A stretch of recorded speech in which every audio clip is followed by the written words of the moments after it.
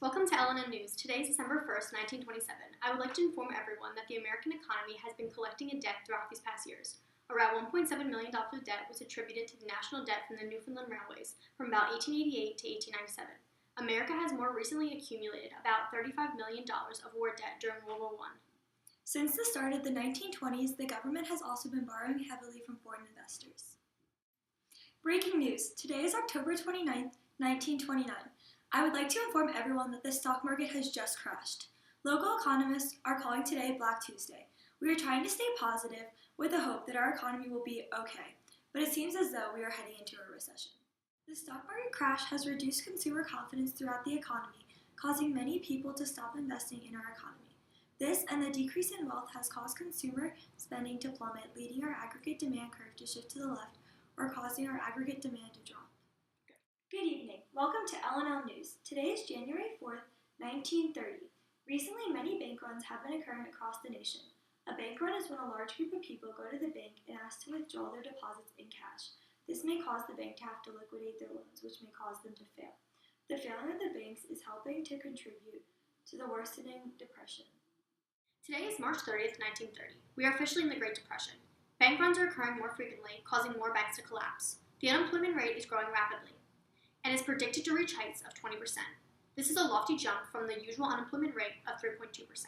The Federal Reserve has failed to put money back into the economy to combat deflation. This is only contributing to the havoc that this economic crash is causing. America is also experiencing a run on the gold-backed dollar, causing banks to run out of gold. Today is March 4th, 1933. It has been predicted by economists that the Great Depression has recently reached its height. Half the banks have already failed. President FDR was inaugurated earlier today and recently proposed his plan to get us out of this depression. It is called the New Deal. Harley-Smoot tariffs have been passed in a desperate attempt to keep American jobs and industries. However, American trade has decreased by 65%. The Federal Reserve has made the poor decision to raise the discount rate from 5% to 6% to prevent inflation. However, they should have lowered it to fight the recession we now suffer from. This is only feeding the rising depression state of America. Good evening, everyone. Welcome to LNL News. Today is March 28, 1933, and the Great Depression is in full swing. Lack of money and food is leaving many families hungry and homeless.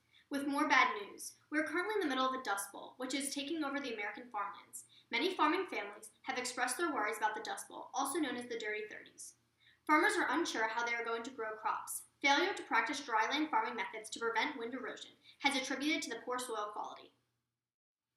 Welcome to LNL News. President Herbert Hoover is being blamed for the intolerable economic and social conditions during the Great Depression. The unemployed have started to create towns that are mainly found on the outskirts of cities. They are calling these towns Hoovervilles. Here's a video broadcasting what a Hooverville looks like. Makeshift communities of shacks, constructed from wooden crates, tar paper, and cardboard, sprang up. Disillusioned citizens called them Hoovervilles, after the president, and the newspapers they slipped under, Hoover blankets. Welcome to LNL News. Today is April 3rd, 1935. A series of liberal social programs known as the New Deal is now in full effect. The New Deal alters interest rates and creates short-term make-work programs for America. The New Deal includes acts such as the Agricultural Adjustment Act, the Tennessee Valley Authority Act, the National Industrial Recovery Act, the Glass-Steagall Banking Bill, and the Homeowners Loan Act. The second New Deal, which has taken effect this year, has created the Works Progress Administration, also known as the WPA. The WPA provides jobs for unemployed people and hopes to soon get America out of this Great Depression. Welcome to LNL News. Today is April 15th, 1933, and President Franklin Roosevelt has just issued Executive Order 6102. This executive order will remove the gold backing from our dollar. The government will be buying our gold at $20.67 per ounce.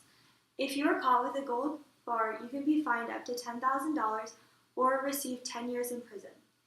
This executive order has been issued so that the government can print more money without the gold backing on it, preventing them from printing more, and this will hopefully cause inflation to our dollar, which may help us get out of the recession that we are in.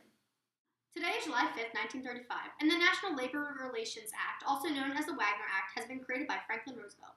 The Wagner Act is part of the Second New Deal and has established the National Labor Relations Board to supervise union elections and prevent businesses from treating their workers unfairly. Attention, it's December 7th, 1941. I'd like to inform everyone of a terrible tragedy that has just occurred. The Japanese have bombed an American naval base, Pearl Harbor. Good morning. Welcome to LNL News. Today is December 11th, 1941. Only 4 days after the Japanese bombing on Pearl Harbor, President Roosevelt has just announced that America will be going to war. Many government officials believe that going into World War II will create many more jobs due to the demand for war goods. Women are predicted to take over the factory jobs that men will be leaving behind when they go to war, proving women are not only meant for taking care of the children at home. Today is January 3rd, 1942. Welcome to LNL News. The nation's factories went back into full production mode. The expanding industrial production, as well as widespread construction, has reduced the unemployment rate to below its pre-Depression level. I'm happy to report that America is making its way out of the Great Depression.